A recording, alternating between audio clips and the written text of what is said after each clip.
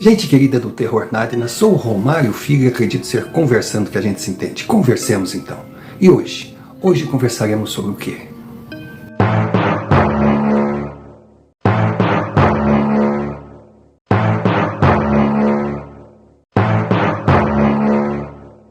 Senhor Romário, muito obrigado por abrir esse espaço para que eu possa tornar pública não a minha experiência, não algo vivido por mim, tipo assim, de forma isolada, não.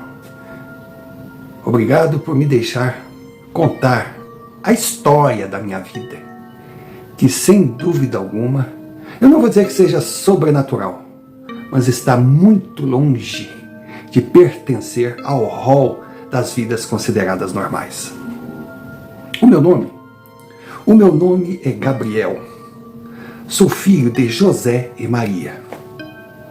José e Maria, que sob o olhar de um filho apaixonado, era um casal perfeito, pessoas iluminadas. Mas por favor, não se preocupe. Embora eu tenha colocado nomes bíblicos, José, Maria, eu não me considero um Cristo, muito pelo contrário. E muito menos um anjo ao citar Gabriel.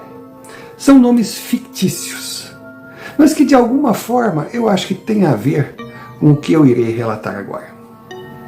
O meu pai José foi um homem que começou de baixo, trabalhou, estudou e se formou na área que sempre foi sua vocação, farmácia.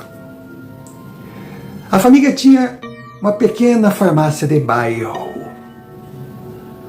daquelas que no passado não deixavam ninguém milionário, mas garantiam um bom padrão de vida, se bem que hoje essas farmácias ficaram no passado, pois não tem como concorrer com os grandes conglomerados que, segundo meu pai, não passam de lavagem de dinheiro. Claro, eu não vou entrar nesse mérito, porque não tenho conhecimento suficiente para discutir o assunto, além de não ser o objetivo desse vídeo. Desde cedo, meu pai José nos ensinou a importância do trabalho, a importância do estudo e também o verdadeiro valor do dinheiro. Então ele nos dava tudo, mas nada era de graça. Para eu ter um determinado brinquedo, eu teria que conquistar, ou com boas notas no colégio, ou fazendo um trabalho para minha mãe, mas era sempre assim. Eu entender que o sustento, a independência, vem através do trabalho. E nossa família trabalhava na farmácia. Eu, na época com 16 anos, era mais um office boy. Se bem que já entendia muito, porque cresci naquele ambiente. Meu pai era o grande administrador, era o manipulador de remédios, o cara sabia muito. E a minha mãe era um poço de simpatia, cativava a clientela e era muito respeitada. Tinha também a minha irmã, que aqui eu vou chamar de Sandra, porque se eu colocar nela o nome Madalena, aí o senhor vai me excomungar e parar de assistir o vídeo. Então éramos uma família feliz, unida e com um padrão de vida muito bom. Como eu disse, não éramos ricos, mas vivíamos bem. E como era comum na época que eu falo, 1984. Eu nasci em 68, 1984. Era costume, nessas farmácias de bairro, a população encarar o farmacêutico como um médico. Eles faziam consultas na cara dura. Chegavam no balcão, meu pai dizia: o senhor deseja? Ele: não sei, estou com uma dor aqui. Pronto, era a consulta. E uma coisa, eu percebia no meu velho, ele era um cara muito responsável. Ele, na prática, aprendeu muito. Então, quando ele via os sintomas e percebia ser algo da alçada dele, ele diagnosticava E dava, prescrevia os remédios. Mas ao perceber que era algo mais complicado e coisa, eu já dizia: olha, meu querido, eu vou te dar isso aqui, é para te parar de sentir dor, sentir isso, sentir aquilo, mas por favor, vai num médico. Então ele era muito procurado.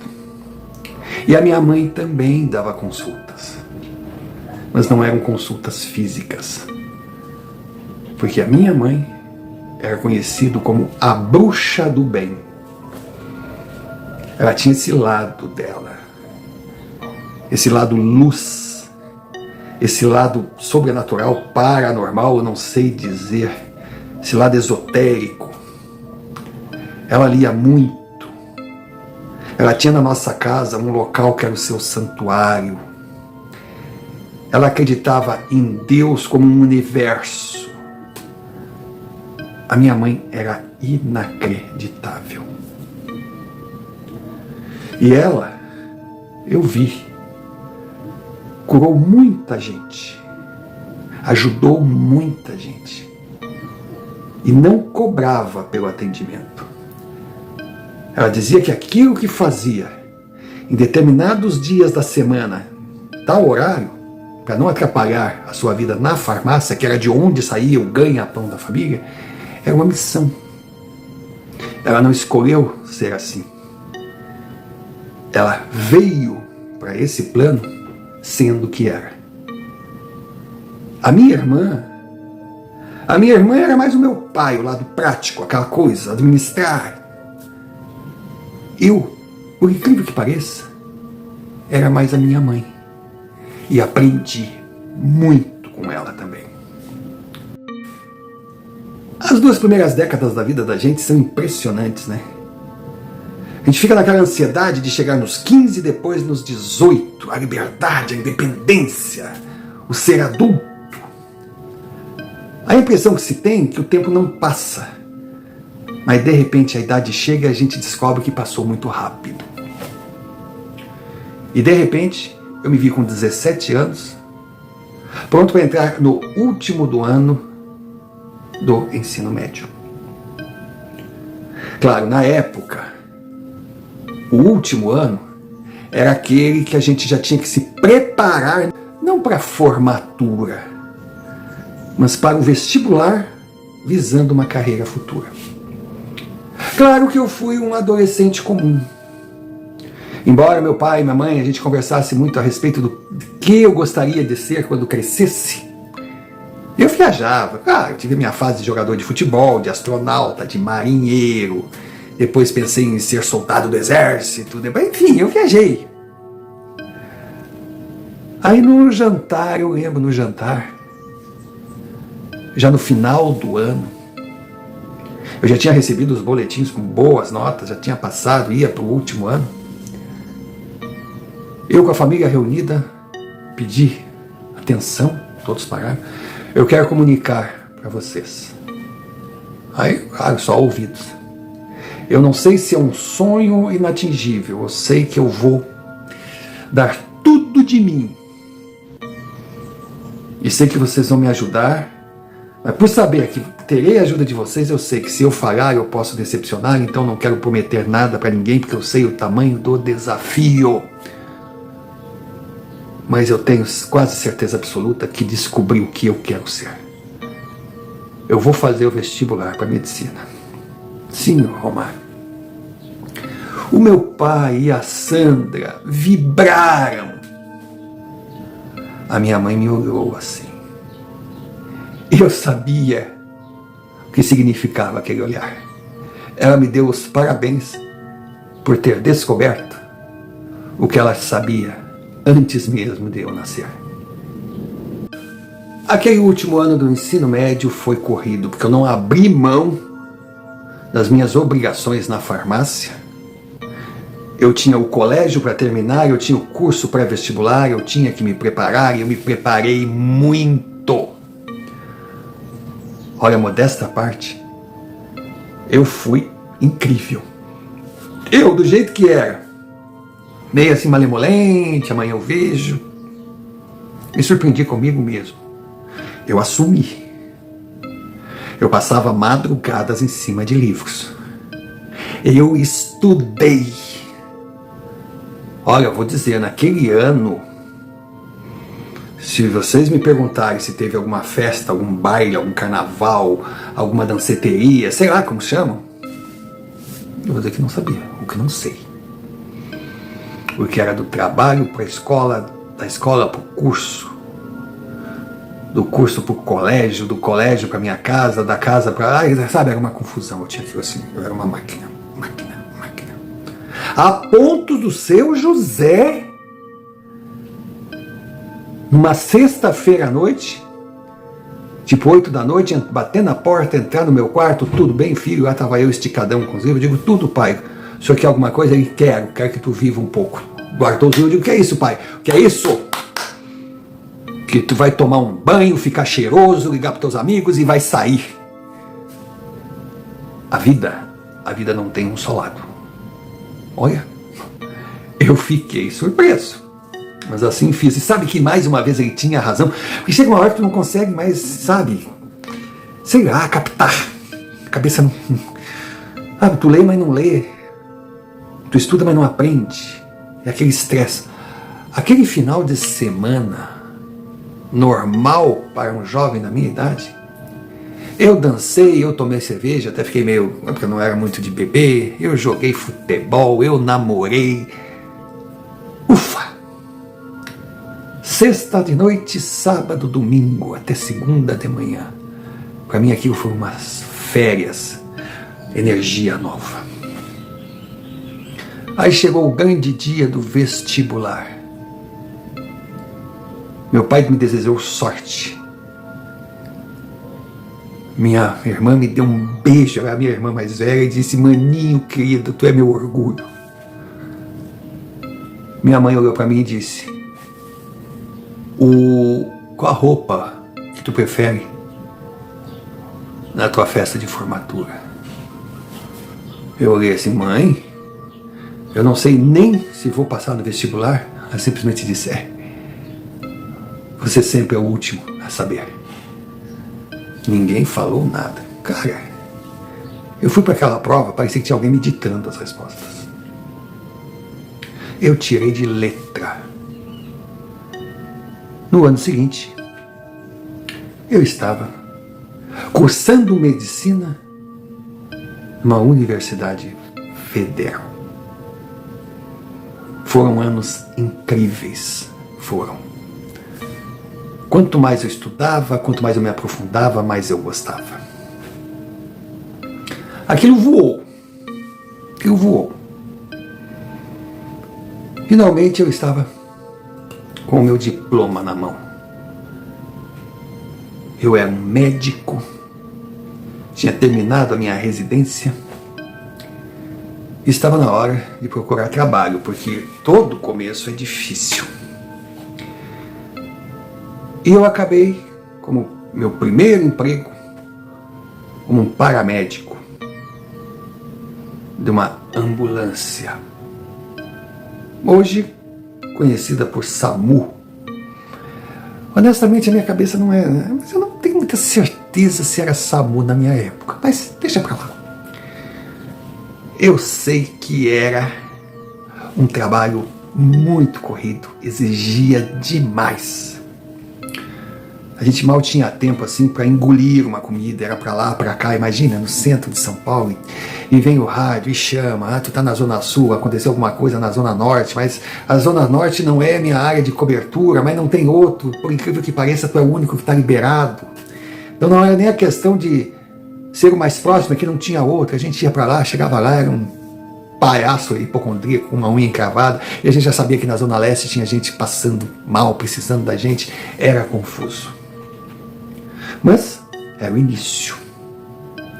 Claro, tiveram momentos que eu realmente me senti médico, pegando pessoas que precisavam de ajuda, de socorro, e eu consegui salvá-las. Infelizmente, nem sempre a gente tem sucesso. Mas é isso aí que vai calejando o profissional. Foi um aprendizado inacreditável. Foi algo espetacular. Tudo corria, digamos assim, dentro de uma rotina. Até aquele dia. Foi um chamado normal, num bairro bem periferia. Chegamos lá, uma casinha muito simples, um lugar até que, digamos, poderia ser considerado por muitos como perigoso, e era. Não seriam aquelas ruas que eu escolheria para tomar um sorvete e sair de mão dada com a minha namorada às 7 horas da noite, não. Mas, em se tratando de quem nós éramos, a gente tinha o respeito dos líderes do bairro. E ai daquele ladrãozinho de galinha que se metesse a besta com a gente. No outro dia, ele ia virar recheio de cachorro-quente de pneu. Nós chegamos, veio um senhor muito aflito, desesperado. Abriu a porta e disse: é minha filha, é minha filha. E nós entramos, uma casinha muito simples, sabe? Aí entramos naquele quarto, estava a menina. Senhor Romário, ela estava sentada, ela me olhava assim, ó, fixo. O quarto tinha um cheiro horrível. Mas não era sujeira, a casinha era bem limpinha. A mãe dela estava tentando conversar com ela, segurava a mão dela e coisa. E era uma senhora caprichosa, mas o quarto estava limpo, fedido. E tinha uma aura ruim, tinha uma coisa. Quando eu entrei, eu lembrei das palavras da minha mãe no dia que ela me parabenizou pela minha formatura. Ela disse: filho, agora tu inicia um caminho para cuidar da saúde das pessoas. O teu diploma, o teu conhecimento te dá condições de cuidar da saúde física.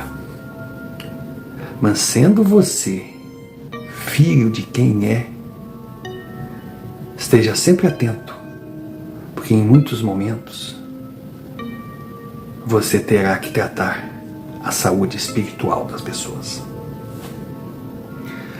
Aquelas palavras vieram à minha mente com força. Eu olhava aquela menina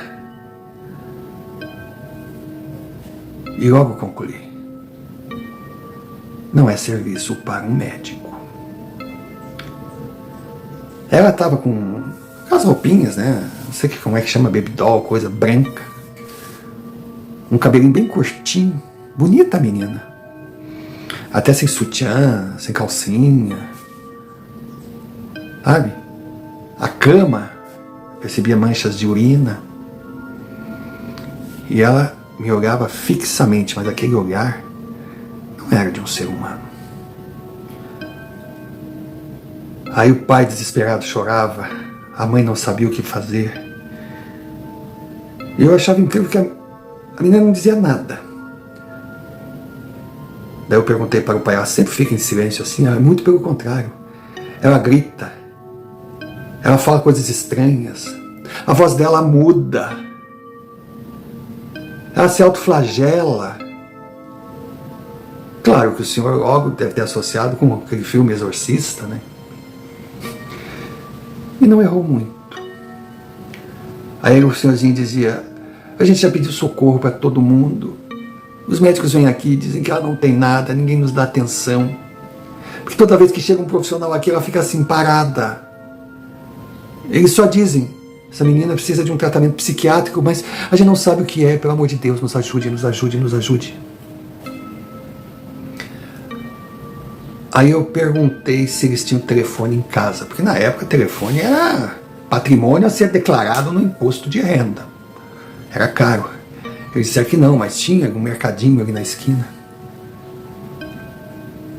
Aí eu falei para os dois: então faça-me um favor. Deixe-a aí como está, saiam do quarto e apenas encostem a porta, não precisa fechar não. Aí eu olhei para ela, peguei perto da menina e disse: eu já volto, nós temos muito que conversar. O olhar dela mudou. A voz dela que saiu não era a voz de uma menina. Ria de uma forma irônica e dizia: então vamos ter essa conversa. Eu virei as costas, fui no tal mercadinho implorando a Deus que a minha mãe estivesse na farmácia. Quando eu peguei o telefone, disquei, deu um toque só. Era ela. Eu disse: mãe, ela, não se preocupe, meu filho, eu tô aqui. Eu vou te ajudar. Senhor Romário, la bruja, ela só estava esperando a minha ligação. Não me pergunte como, eu não sei. Ela sabia do que estava acontecendo. E ela me disse: você fez bem em tirar aqueles 2 inocentes do quarto. Você fez bem em chegar perto dela com um ar desafiador. Você agiu como agiria o filho de la bruja. Eu não entendia que realmente eu fiz tudo aquilo, eu não sabia o que era. Eu disse: mãe, o que eu faço agora? Volte lá e faça o seu serviço. Mas eu não sei como começar, mãe. Ela simplesmente falou: filho, entre lá, pegue na mão daquela menina, feche os olhos, não abra em hipótese alguma. A sua mãe estará do seu lado, com seus mentores, para protegê-lo e para defender aquela inocente. Será uma briga boa, mas se você fizer o que eu estou falando, o bem sempre vence. Senhor Romário, não preciso dizer que quando eu voltei na casinha, o primeiro lugar que eu fui foi no banheiro. Eu precisava. Depois de necessidades fisiológicas, um dia eu lavei bem meu rosto, me olhei no espelho, fiz o sinal da cruz e diga: eu confio em ti, minha mãe. Que Deus esteja com a gente. Pedi para o casal sair. Entrei no quarto. Aquela coisa estava sentada, me aguardando, falando numa voz grossa palavras que eu não entendi nada.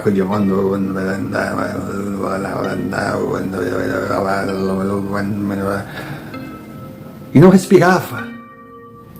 Era uma cena assustadora. E o quarto gelou. O quarto gelou. E era um quartinho simples, tinha uma caminha, tinha um armarinho, uma cômoda, coisa de criança, um espelho, umas prateleiras com umas bonecas, né? Aqui começou a voar tudo. As portas dos armários da cômoda abriram, as gavetas. Mas nada vinha contra mim. O espelho quebrou. Mas nada chegava em mim. Eu via aquelas coisas passando zoom na minha frente, mas nada em mim. Aí aquele detalhe me deu uma certa confiança. Minha mãe está aqui. Eu respirei, sentei na cama, peguei no braço daquela menina, senti uma resistência, e quando a resistência começou, fechei os olhos. Dali para frente, seu Romário, eu me senti um instrumento. Eu ouvia gritos, eu ouvia desespero, eu ouvia aquele casal de velhos batendo na porta, querendo entrar, o que está acontecendo? Eu ouvia, eu tremia, eu sentia meu corpo gelado. Eu sentia tudo tremer, parecia que era terremoto. Eu não sei lhe dizer se foi uma fração de segundos ou se foram horas, eu só sei dizer que foi desesperador. E eu proferia palavras que eu não entendia, não sabia o sentido. Definitivamente, eu era apenas o corpo que a minha mãe utilizou para combater aquela besta. E por mais que tudo em volta parecesse assim, de alta periculosidade, vamos dizer assim, que eu estivesse em risco de morte, eu percebia que em mim nada tocava. Aquela casa poderia desmoronar, mas de alguma forma eu estava protegido. De repente, tudo cessou. E eu abri os olhos de uma forma automática. Foi um soco, assim, tum! Omar, eu estava como se eu tivesse levado uma surra. Sabe aquele zumbi vazio de tudo? Sabe aquela sensação de quem acorda de uma ressaca inacreditável? Ou de meses de coma? Aí está com os olhos abertos, olha, mas enxerga, mas não decifra o que vê. Tudo parece em câmera lenta. E aí que eu percebi, eu estava todo vomitado. Era vômito no meu corpo todo. Eu não sabia se era vômito da menina, se era vômito meu, se era dos dois. Era um líquido verde espalhado, era uma monstruosidade. Quando eu abri a porta, o Kleber, o meu parceiro, o meu velho amigo, o meu motorista e o meu enfermeiro, porque tinha tantos anos naquela profissão, que ele sabia muito, ele me ensinou muito. E eu sempre pedia conselhos dele, mas naquele momento que eu fechei a porta e deixei do lado de fora, ele entendeu que não era o médico que iria agir. Aí os três entraram. Kleber olhou para mim. Você tá bem, meu amigo? Eu digo, hã? Bem, meu amigo. Aí o casal de velhos não sabia o que fazer, olhava a menina estava deitada, dormindo, mas era um sono de anjo. Aí o Kleber disse, por favor, cuidem de sua filha, limpem isso aqui, arrumem isso aqui, eu vou levá-la no banheiro de novo. Eu fui no banheiro. Aí ele pediu licença se eu podia tomar um banho, disse que sim, ele me botou no banheiro assim, aquela água começou a escorrer, aquela água fria. As cenas começaram a vir na minha cabeça, eu comecei a reviver coisas que na hora eu não senti. Passou um tempo, eu respirei e melhorei. O Kleber foi no carro, pegou uma roupa sobressalente que a gente sempre tinha, levava uma malinha porque não sabia quando ia voltar para casa. Eu me vesti, aí voltei, estava aquele casal me olhando. Aí a senhorinha veio me abraçar, me agradecer, eu digo, por favor, não me agradeça. Eu só vou dizer uma coisa. Por enquanto ela está bem, mas ela ainda não está livre. Aí eu peguei um bloquinho, pedi um bloquinho de anotação, escrevi um telefone. Por favor, não me perguntem que número era aquele a quem pertencia. Só disse para o senhorzinho, ligue para esse número que o senhor terá o apoio que sua filha precisa. E fui embora. Bom, o Kleber saiu dali, alegou um problema mecânico, dizendo que a nossa unidade estava se recolhendo para manutenção. Me deixou em casa e disse, descansa, meu velho, descansa, amanhã é outro dia. Eu agradeci. Quando eu entrei em casa, estava minha mãe. Ela estava vestida toda de branco. Ela parecia um anjo no vestido longo que ela costumava usar.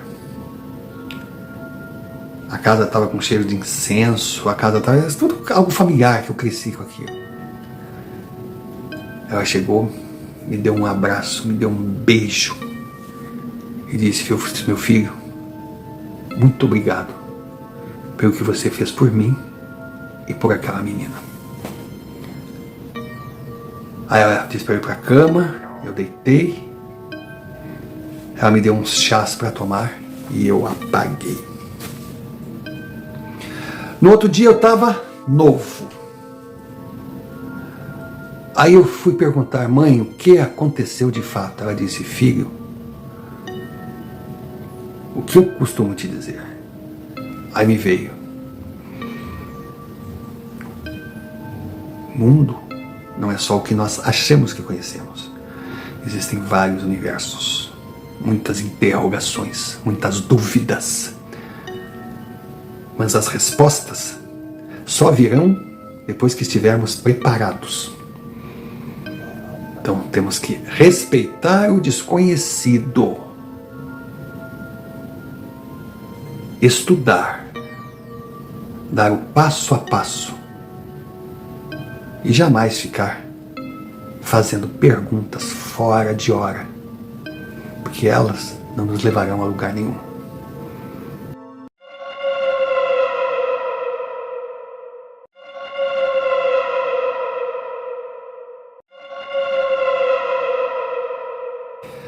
Estamos nos aproximando do Natal, momento de festa, momento de confraternização, de troca de presentes.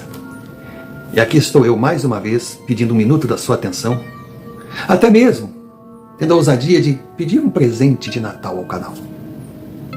Nós precisamos muito da sua ajuda. A sua ajuda, sabendo que você é um Nadina, faz parte da nossa família, sabendo exatamente o porquê está aqui, o que procura, e mesmo que não seja um recém-chegado, se está gostando do conteúdo, gostando do nosso canal, é outro que a gente acha que pode contar. Então, por favor, nos dê esse presente de Natal. Nos ajude. Se não estiver inscrito, inscreva-se. Deixe seu like, compartilhe, comente, clique o sino de notificações. Porque se você pedir para ser notificado, se você se inscrever, deixar like e comentar, estará registrando sua presença e dizendo ao YouTube que se interessa pelo canal.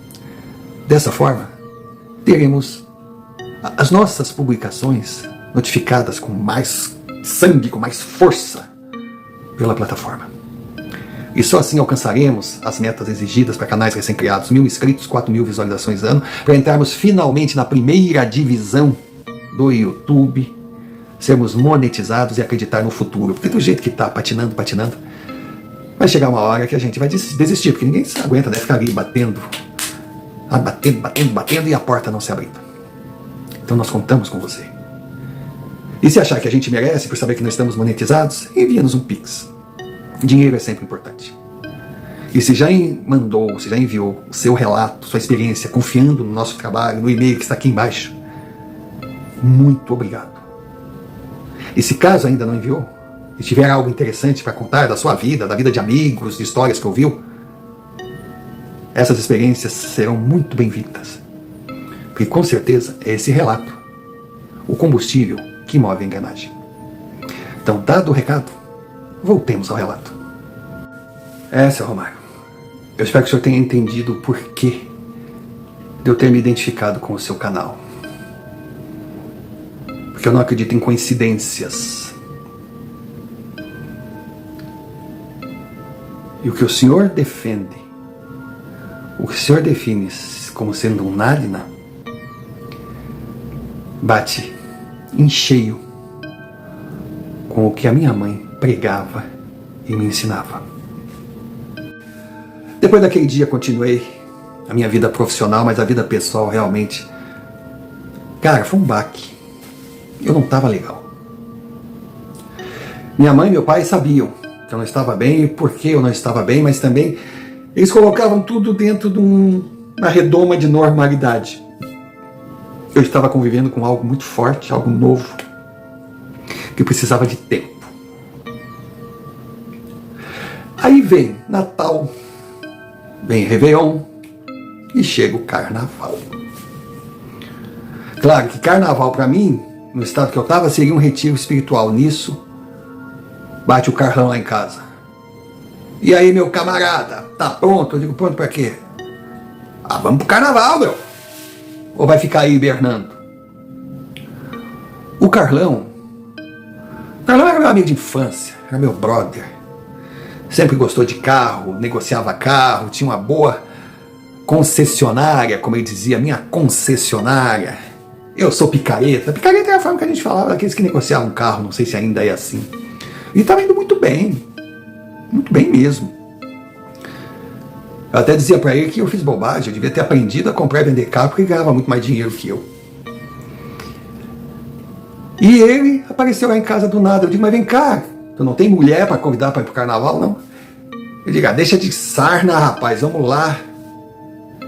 Aí eu olhei para minha mãe no fundo, assim, tipo, sabe, a gente conversava sem se falar. E no olhar ela entendeu que eu perguntei: você tem alguma coisa com a presença dele aqui? Ela só sorriu. Se divirta, meu filho. E eu fui. Seu Romário, eu fui, mas tipo assim, volto logo. Porque carnaval na época ainda era aquele tradicional em salão, clube, marchinhas. Sabe, não tinha mais tanta Colombina, o Pierrot, mas ainda se falava sobre. Era tipo assim, o perfume da pessoa, né? Ela passa, mas o perfume fica. Então já estava terminando aquela geração romântica do carnaval, da fantasia, aquela coisa toda, do confete, da serpentina, mas no clube era ainda esse estilo. E nos clubes, de repente parava a música para entrar um bloco, que eram pessoas de outros clubes que vinham. Eles chegavam ali, faziam um showzinho, paravam, a música da banda voltava e eles participavam da festa. E entrou um bloco, uma cidade muito pequenininha do interior. Eles viajaram bastante. E nele tinha a Ana Paula. Quando eu vi a Ana Paula, naquela fantasia, naquela mini saia, aquele rosto, ai, eu digo, meu Deus, que coisa linda. E normalmente, o pessoal ficava pulando assim, dando volta num salão, e a gente ficava assim na beira do salão, era brincadeira, era diferente. Para quem não viveu essa época não sabe, talvez até ache sem graça. E a Ana Paula passou por mim e me olhou. Eu dei um sorriso, ela correspondeu. Eu digo, na volta, se acontecer metade do que aconteceu agora, eu chego. Mas não deu outra. Aí eu fui entrando, pulando assim, abracei, ela olhou para mim, ficamos pulando. Senhor Romário, que coisa boa ficar ali com a Ana Paula. Parecia que eu tinha tirado toneladas de dentro de mim. Sabe aquelas sobras de guerra? Aí nesses carnavais, no final, porque normalmente eram, as músicas mais aceleradas. E no final dava aquelas marchinhas bem lentas, que era a hora do que a gente chamava do mela cueca. A gente abraçava e dançava, Senhor Romário. Quando eu abracei a Ana Paula, que eu senti o corpo dela, olha, só tem um jeito de definir. Meu coração veio na boca e outra parte do meu corpo no queixo. Pum! O perfume dela, o corpo dela, sabe, o cheiro, eu colado ali, a boca quase, aí fui e dei um beijo. Sabe aquela coisa de amor de carnaval, não sobe serra, o que acontece no carnaval fica no carnaval? Verdade absoluta. Só que nem sempre. Quando o bloco de Ana Paula estava indo embora, me deu uma tristeza, me deu uma agonia vendo que ela estava indo para o ônibus. Aí eu perguntei, amanhã vocês vão estar onde? Ela disse o lugar. Feliz, parecia que ela estava esperando essa pergunta.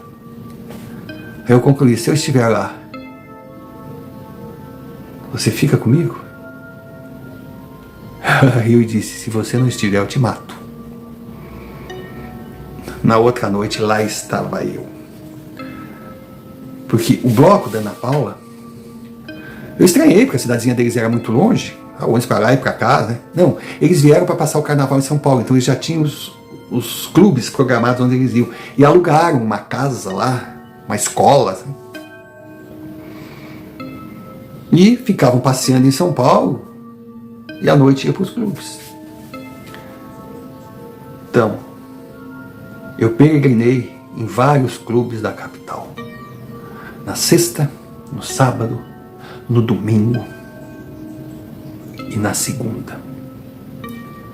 Só que na segunda, nem eu e nem a Ana Paula fomos para o clube. Foi quando aconteceu. Senhor Romário, quando eu tive aquela mulher nos meus braços, numa cama, eu me senti o homem mais feliz do mundo.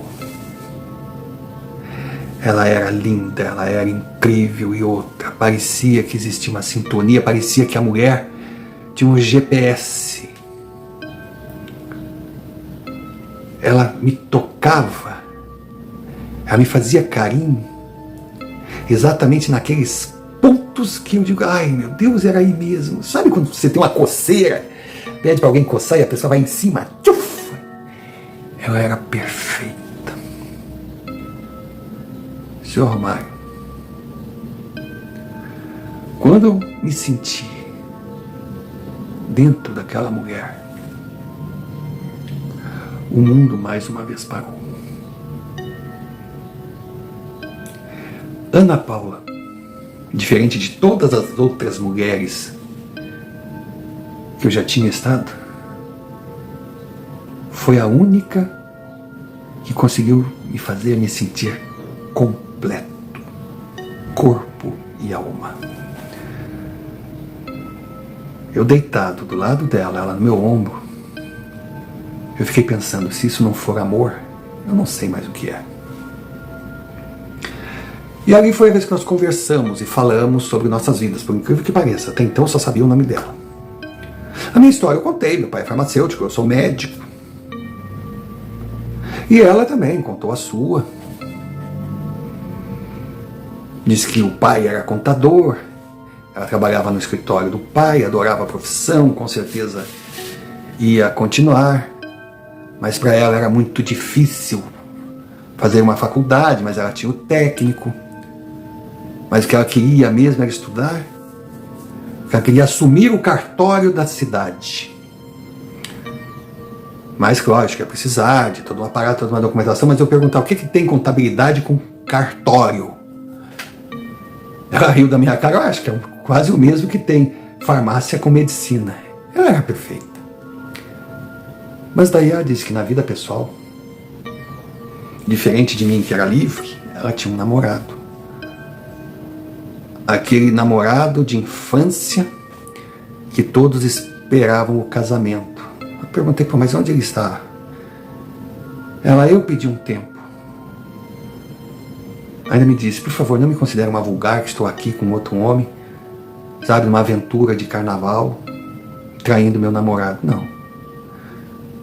É que nós chegamos num ponto que é continuar, casar, montar casa, ter filhos, ou terminar.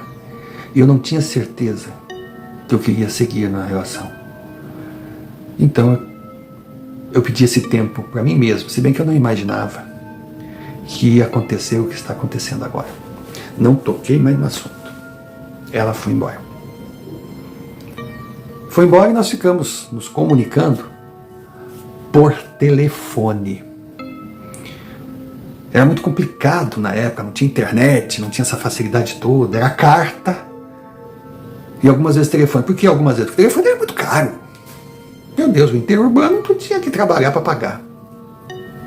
E numa das cartas ela disse que havia terminado o seu namoro com o Eduardo, era o nome do sujeito. Eu fiquei muito feliz. Eu queria reencontrar a Ana Paula para ter certeza que 10% do que eu senti naquele carnaval eu sentiria de novo, porque se acontecesse, sem dúvida alguma, ela seria a mulher da minha vida. E outra, eu já estava cansado de São Paulo, eu já estava cansado de SAMU, eu estava cansado de estar sacudindo de um lado para o outro. De repente estava na hora de eu assumir um hospital, um consultório, mas eu estava cansado de trânsito. Por que não? A cidadezinha da Ana Paula. Lá no interior. Aquela cidade que todo mundo conhece todo mundo. Aquela cidade de vida tranquila, próximo de um rio, longe do oceano. Por que não? E claro que uma cidadezinha com o número de habitantes que tinha, com certeza não devia ser assim muito difícil um médico da capital conseguir trabalho. Seu Romário. Eu não digo que eu mudei a minha vida, dei uma guinada de 360 graus por causa de Ana Paula. Mas eu aproveitei toda aquela minha insatisfação, aquele vazio com relação a São Paulo, para colocar um plano em andamento, uma nova vida, uma nova carreira. E por que não? Ao lado daquela mulher. Quando eu disse meus planos, José e Maria me olharam e disseram: você tem certeza? Eu disse: pai, desculpa decepcionar o senhor, desculpa se eu vou deixar o senhor na farmácia, mas também eu já não ficava mais na farmácia. A Sandra toca a empresa como ninguém, vocês ainda são jovens, eu acho que chegou a hora. Eu vou sentir muita saudade de vocês, mas eu acho que chegou a hora. Meu pai olhou para minha mãe assim, que eu encarava com um sorriso, e só disse: ô bruxa, onde é que tu vai errar uma única vez? Eu olhei para minha mãe e disse: o que você está fazendo agora, ela disse que você faria. Não era uma questão de se, e sim de quando. E o quando chegou. Então, se você está me dizendo que precisa disso para se encontrar, confirmando que a sua mãe antecipou o que aconteceria, eu só posso te abençoar. Dizer que vá, que faça a sua aposta. Se der errado, que eu duvido, você sempre terá uma casa para voltar. Seu Romário, foi emocionante. Foi emocionante. Mas eu saí muito feliz. No fundo, acreditando que estava tomando a decisão certa.